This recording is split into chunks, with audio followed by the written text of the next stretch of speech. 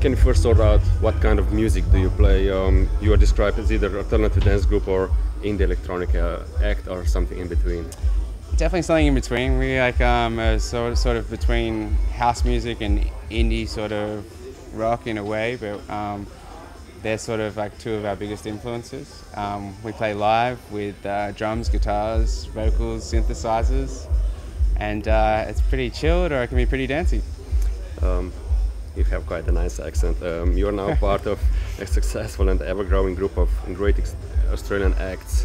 You can name the ones that influenced you most yourself. I guess like when we were starting, there was bands like Cut Copy and the Presets. I know the Presets played at Exit Festival a few years ago, where they sort of showed us that you can make electronic music, but you can play it live. And I hadn't really seen that done before until I saw like Cut Copy play. There's like people like Motez and Hayden James at the moment, Flight Facilities, and obviously Flume and Chet Faker. They're doing really well as well. You went from playing clubs to big festivals very quickly. How does it feel, and why do you think it happened?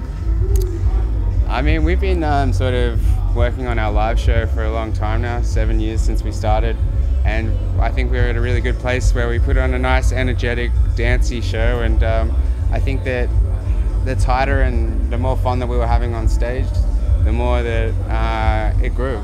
And so I think that's probably, one of the biggest reasons. So now that you're playing festivals, what are the upsides and downsides to it? Well, I guess like there's just a physical distance between you and the crowd, whereas like when you're playing like a club show or a live venue, it can generally be like 5 meters to the first person, but at a festival it can be like 15 meters until the first person. So there's like a definite loss of intimacy, but I think that either way we just sort of just make sure that we're having fun on stage ourselves, and that sort of can sort of build a vibe in itself.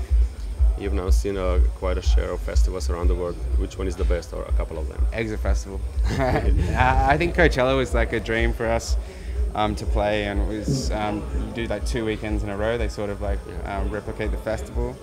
So that was a dream like right from the start when we started. I went to Coachella as an audience member, and I couldn't believe like when we got the chance to play it, and everything that's happening at the moment. Get to play really cool festivals. Yeah. Were there any bad festival experiences, either as an artist or as a festival goer? I think that the shittiest thing that's happened to us has just been like when festivals have like flooded. Like there's like a festival like we're like about to play in like Los Angeles, and it's never supposed to rain in Los Angeles. Never. And it just started pouring down with rain, and the whole thing flooded. And I was like like toilets, like portaloos, like drifting away in the water.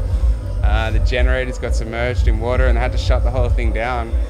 So it's just a couple of things that have happened to us like that, where we just haven't got to play, and that's like the worst thing that can happen.